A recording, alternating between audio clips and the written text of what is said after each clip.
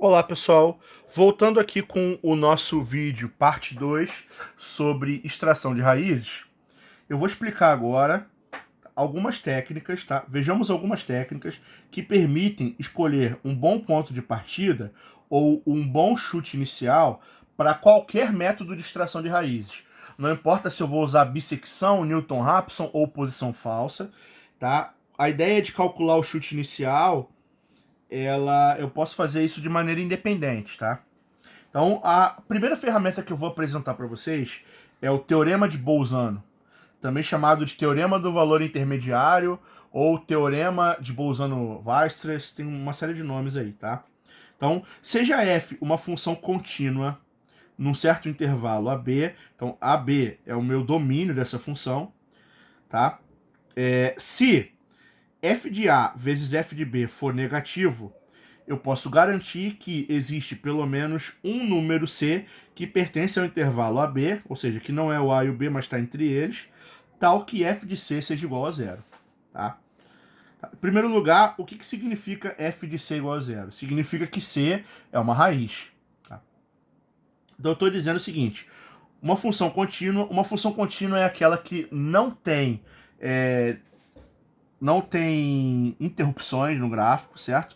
Significa que o gráfico dela é perfeito do início ao fim. Tá? O que são consideradas interrupções?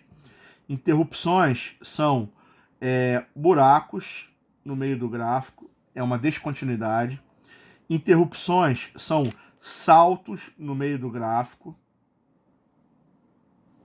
Interrupções são assíntotas verticais, ou seja, o gráfico da função ele sobe e volta do outro lado como se fosse um vulcão, tá? Então, como eu estou falando que a função ela tem que ser contínua, isso significa que nenhum desses casos aqui pode acontecer, senão esse resultado ele se torna inválido, ele pode não funcionar. Tá? Eu não tenho mais a garantia de que ele vai funcionar. Então, a função ela tem que ser contínua, ela tem que ter um gráfico, né, contínuo, bonitinho, sem falhas. Se ela for contínua no intervalo AB, e o quê? E o produto das imagens dos extremos, ou seja, a imagem da F no início do intervalo, vezes a imagem da F no final do intervalo for negativo, tem que existir pelo menos uma raiz nesse intervalo, tá certo? Bom, mas o que significa f de A vezes f de B ser negativo? Deixa eu dar uma explicação para vocês gráfica, certo? A ideia é a seguinte: uma função, ela é um conjunto de pares desenhados no plano cartesiano, tá? A f de A é a altura que essa função passa quando está sobre o ponto A. Sendo que a f, como ela é a altura, significa o quê? Se está sobre o eixo x, a f vale zero. Se está para cima, tá? Aqui, a f ela vale zero.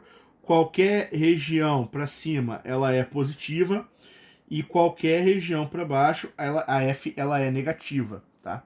Eu disse para vocês o quê?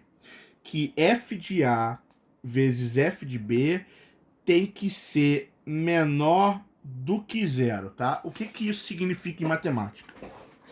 Quando eu multiplico dois números, eles só podem ser positivos ou negativos, tá? Existe uma regra chamada regrinha de sinal. Toda vez que eu multiplico dois números de mesmo sinal, mais com mais, menos com menos, o resultado tem que dar positivo, que não é o caso aqui.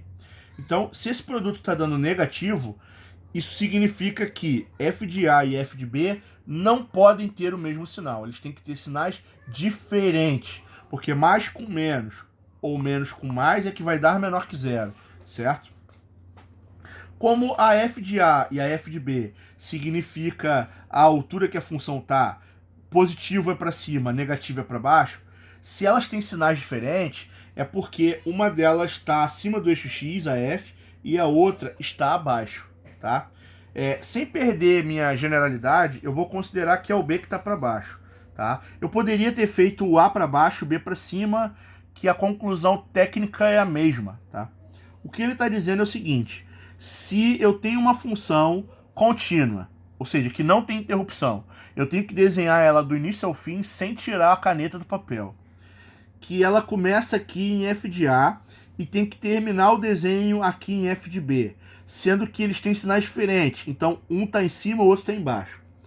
A ideia é, não tem como sair daqui e parar aqui sem tirar a caneta e não cruzar o eixo X. Tá? Repara que eu posso fazer o movimento que eu quiser. Mais uma hora, para eu poder terminar o movimento aqui, eu vou ter que atravessar o eixo X. Esse ponto é justamente o ponto do teorema de Bolzano. Eu estou dizendo que aqui tem que ter pelo menos uma raiz. Por que ele fala pelo menos uma? Porque podem ter casos especiais em que isso aqui acontece. Por exemplo, a função atravessa, volta de novo e atravessa. Então eu tenho uma raiz aqui, eu tenho uma raiz aqui, eu tenho uma raiz aqui. Então eu tenho mais de uma raiz. Só que pelo menos uma eu tenho que ter, tá? No mínimo uma, tá? Pelo menos uma eu tenho garantia de que existe nesse problema, tá? Então, o que a gente vai fazer? A gente vai usar esse teorema de Bolzano para encurralar a raiz. É para eu tentar falar assim, eu tenho uma raiz aqui, eu vou tentar conseguir mostrar que essa raiz ela está em um intervalo pequeno, tá? Porque aí qualquer número que eu pegar lá para começar o meu método, ele está próximo daquela raiz. E eu garanto que eu já estou começando num resultado favorável, que eu vou ter muito trabalho para me aproximar dela, tá? Essa técnica de Bolzano, ela é uma técnica que ela é considerada braçal, tá? Você vai ter que ficar substituindo valores e resolvendo contas. Geralmente é interessante o uso de uma calculadora, né? Análise numérica é uma matéria com muita conta, o nome já diz, análise de números, né? Então a calculadora ela vai ser imprescindível para fazer esses cálculos, mas ela é precisa. Você consegue sempre garantir que a raiz está ali dentro daquele intervalinho. Você sempre consegue uma boa região, uma região pequena, para garantir um chute inicial, tá? Bem escolhido, bem favorável para o método, tá? Então, deixa eu explicar para vocês como é que eu posso usar o teorema de Bolzano para descobrir aonde que uma raiz está. O teorema de Bolzano não serve para descobrir qual é a raiz. Ele serve para encurralar ela num intervalozinho, tá? Então, a ideia ela é muito simples, tá? O que eu vou fazer? Eu quero saber qual é, aonde estão as raízes desse polinômio de segundo grau aqui. Então, eu vou montar uma tabela chamada de tabela de Bolzano, ok? Nessa tabela, eu vou marcando valores de x e valores de y, tá? Onde y é o resultado, no caso, da minha equação. Então, o que eu vou fazer? Por exemplo, eu vou marcar aqui, ó.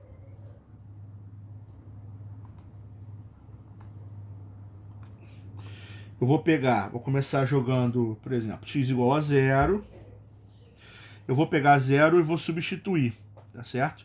Quando eu jogar aqui vai dar 0, então vai sobrar para mim 14. 14 é uma imagem positiva, significa que em 0 o gráfico dessa função está acima do eixo x. Tá? Agora eu vou pegar e vou substituir 1 nessa fórmula. Tá? Aqui vai dar 1 ao quadrado é 1, com mais 14 é 15, menos 8, 7. Perceba que o valor diminuiu, então o gráfico começa a descer, mas ainda continua positivo. Então eu não tenho garantia de que tem raiz entre 0 e 1. Tá? Poder acontecer até pode, mas não é provável. Vamos pegar o próximo valor aqui, ó, 2. Vou jogar na função. Tá? Quanto é que é 2 ao quadrado? 4. 4 mais 14, 18. E 8 vezes 2 é 16. Tá? Então isso aqui vai ficar igual a quanto? 18 menos 16. 18 menos 16 vai dar 2, que ainda é um número positivo. Agora, eu vou substituir o 3, tá? O que vai acontecer aqui? 3 ao quadrado é 9, com mais 14, 23. 23 menos 24 vai dar menos 1. Opa! O sinal do y, que é a altura da função, trocou. Repara, houve aqui uma troca de sinais. A imagem mudou de sinal, tá? O que isso significa pra gente? Significa que eu tinha aqui o 2, eu tinha aqui o 3, a imagem é positiva, passou a ser negativa. Então eu garanto que nesse intervalo de x tem que existir pelo menos uma raiz, tá certo? Então, ou seja, eu vou olhar, se aqui mudou de sinal, eu posso garantir o quê? Que existe uma raiz, tá? No intervalo quanto? No intervalo 2 e 3. Então tem uma raiz para esse problema entre o 2 e o 3, 2, alguma coisa. Com certeza, tá certo? Vamos testar aqui também, ó, o 4. Isso aqui vai dar o quê? Vai dar 16 mais 14 é 30, né? 30 menos 32 vai dar menos 2. Repara que menos com menos não mudou de sinal. Então a função continua embaixo do eixo x, não aconteceu nada. Agora eu vou jogar o 5 aqui. Isso aqui vai dar o quê? 25 mais 14, 39, tá? 39 com menos 40, menos 1. Mas olha só que interessante aqui. Eu vou, para terminar, eu vou substituir aqui o 6 também. Porque ela começou a subir, ó. Ela foi para menos 1, menos 2, aí voltou a subir para o menos 1. E se eu jogar o 6 aqui?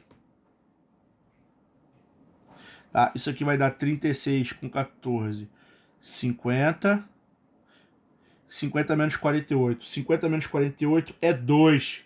Repara, o sinal estava saindo negativo. De repente mudou para positivo. Ou seja, eu encontrei uma outra raiz aqui. Tá? Essa raiz, ela está onde? Ela está no intervalo de 5 até 6. A outra estava no intervalo de 2. Então, existe raiz aqui e existe uma raiz em 5, 6. Tá? Essa é uma equação do segundo grau. Então, ela pode ter até duas raízes, tá? Sendo que eu tenho uma raiz no intervalo 2, 3 e uma no intervalo 5, 6. Tá certo? O que eu vou fazer aqui agora? Eu vou finalizar essa parte 2 por aqui e vou começar, na próxima parte, eu vou exercitar um pouco mais essa tabela com vocês e mostrar as diferenças que podem acontecer quando eu aplico esse método, ok? Então até a terceira parte do vídeo, eu aguardo vocês lá.